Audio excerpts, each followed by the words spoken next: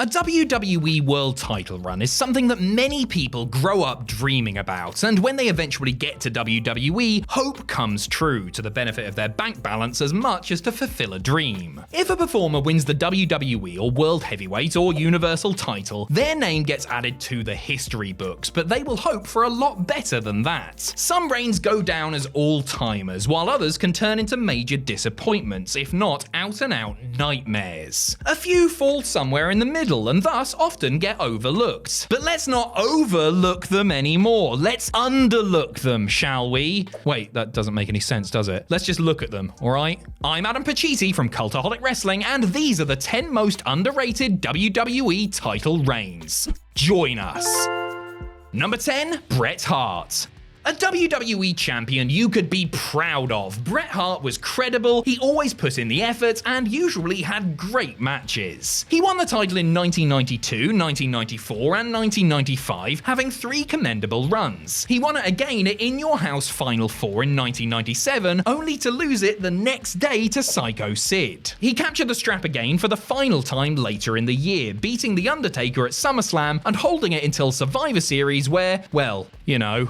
This last reign only lasted 98 days and was thus the Hitman's second shortest reign after his 24-hour one, but Bret was good value during it. People tend to remember the sour note his reign ended on, but Hart packed a lot into his 3 or so months on top. He got a really strong match out of the Patriots at In Your House Ground Zero, had an unheralded classic with Taker at One Night Only, and had a few decent scraps on Raw with the likes of Vader and Ken Shamrock. He also continued doing some of the best promo work of his career in the ongoing Canada vs USA rivalry. Number 9, Rey Mysterio. When people discuss Rey Mysterio's unlikely 2006 World Heavyweight title reign, they tend to focus on the negatives. It's true that Rey's road to WrestleMania 22, where he triumphed over Kurt Angle and Randy Orton in a triple threat match, was bungled. It's also true that after becoming champ, Mysterio was not the beneficiary of favourable booking, as he was routinely battered by everyone from Finlay to the Great Khali. But there was a lot of good to enjoy too, specifically when it came to Rey's title defences. He had bangers with Orton and Angle on television and ripped it up with JBL on pay-per-view at Judgment Day and on SmackDown. While reigning as champ, he also had a hell of a dream match against Sabu at the second ECW One Night Stand. Mysterio was a popular champion and held the title with pride. It took a minute to get used to someone so small in stature holding the World Heavyweight title, but Rey was so good and believable that he was able to continue to suspend disbelief in high-pressure situations. The match in which he lost the gold to King Booker at the Great American Bash was also excellent and ended his reign on a high note. Number 8, The Ultimate Warrior. Roundly considered a major flop as WWE champion, it is important to remember the act the Ultimate Warrior had to follow. Jim Hellwig was expected to fill the shoes of Hulk Hogan, who was going on a break for a while after holding the title for a year and really carrying much of the load for the previous 6 years. Warrior beat Hulk in what was considered a torch-passing match and moment at WrestleMania 6 and set about grafting hard to live up to the expectations. He was never going to be the Hulkster, but he was still enormously popular and, despite his reputation as being a subpar worker, had many thrilling title defenses against Rick Rude, Ted DiBiase, and Randy Savage. He also sold a shed load of merchandise and converted 1 or 2 young impressionables into lifelong fans, even if he didn't have Hogan's power at the box office. He didn't measure up as a draw, but Warrior's lone run with the WWE title yielded some highlights and was thrilling to a young, face-painted Pacitti. Number 7, The Miz. All things considered, Miz's first WWE run wasn't half bad. It wasn't an all-timer or anything, but the man who came to WWE via reality television worked tirelessly to improve and was actually a respectable champion. He had a couple of decent matches with Randy Orton on pay-per-view, a really good Falls Count Anywhere bout with former partner John Morrison on the January 3rd, 2011 Raw, and had a shockingly great mini-program with Jerry Lawler, which produced decent matches at Elimination Chamber 2011 and on Raw. Miz grew in confidence during his reign and showed that he had the tools to carry the ball. His effective heel shtick meant that the fans couldn't wait to finally see him get beat. Hell, he even got a WrestleMania main event match match with John Cena out of it, which he won, something nobody would have called as early as a year beforehand. He held on to the strap for 160 days before inevitably dropping it to Cena. Not bad for a performer who, just a few years earlier, was banished from the locker room for eating chicken over a veteran's bag. Number 6. King Booker. In a fair and just world, Booker T would have been given a run with one of WWE's major titles long before he won it in the summer of 2006. WrestleMania 19. When it did finally come, it was worth the wait for the former 5-time WCW World Champion. The truth is, Booker had been floundering for a while before winning King of the Ring and adopting the Royal Guise. He bested the Animal at SummerSlam and in a 4-way also featuring Bobby Lashley and Finlay at No Mercy before dropping it to him at Survivor Series. Booker also managed to squeeze in a defense against WWE Champion John Cena and ECW Champion Big Show at Cyber Sunday after fans voted for his title to be put on the line in their triple threat match. King Booker was a great character and a very respectable champion, aided well by his King's Court stable, Finlay, William Regal and wife Sharmell. Entertaining on the microphone and rock solid between the ropes, he wore the gold well. Number 5. Eddie Guerrero.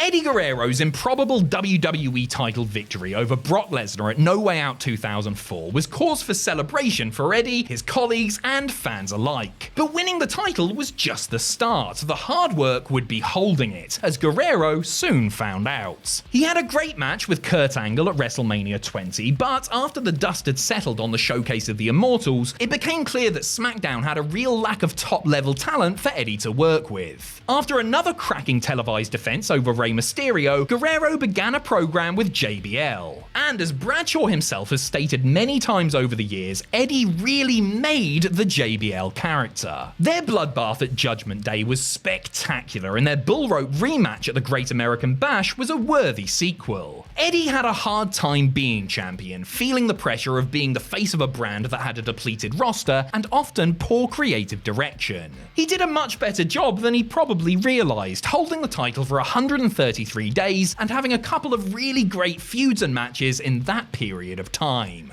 Number 4. The Undertaker. The last of The Undertaker's 3 World Heavyweight title reigns was one of his best. It began at and inside of Hell in a Cell when the Dead Man beat CM Punk. The match itself wasn't one of their better efforts together, but Taker had his share of crackers over the ensuing months. His 4-way victory over Punk, Batista and Rey Mysterio at Bragging Rights was good, as too was his triple threat triumph over Chris Jericho and Big Show at Survivor Series. His chairs match, win over Batista at TLC was expectedly sturdy, while his defense against Rey Mysterio at the 2010 Royal Rumble is one of the better David vs. Goliath matches that you're likely to find on this side of Sting vs. Vader. On television, Taker had more good defenses against Mysterio and CM Punk. Eventually, he lost the gold to Chris Jericho at and inside of the Elimination Chamber when Shawn Michaels attacked him in order to get his WrestleMania rematch. The Phenom was on rare form for the 140 days that he held the title, the last of his career before he transitioned into a special occasions only performer. Number 3. Sheamus. When Sheamus won his first WWE title, beating John Cena at TLC 2009, it was clear that he was really far from ready for the spot. When he won his next major world title, the World Heavyweight Championship in 2012, he was far better prepared to have a proper run with it. After winning the Royal Rumble, the Celtic Warrior famously beat Daniel Bryan with one move in 18 seconds at WrestleMania 28. Though fans were initially shocked that D-Bry's reign had ended in such fashion and disappointed that they never got a long match between two standouts, they would get plenty of opportunities to see the two go at it, including in a great 2 out of 3 falls match at Extreme Rules. Sheamus continued to plug away and add to his good match resume as the months passed. He beat Alberto Del Rio, Chris Jericho and Randy Orton in a 4-way at Over the Limit, before besting Dolph Ziggler at No Way Out and Del Rio on 3 consecutive occasions at Money in the Bank, SummerSlam and Night of Champions. He finally dropped it to a resurgent Big Show in a brutal slugfest at Hell in a Cell, ending his reign at an impressive 210 days.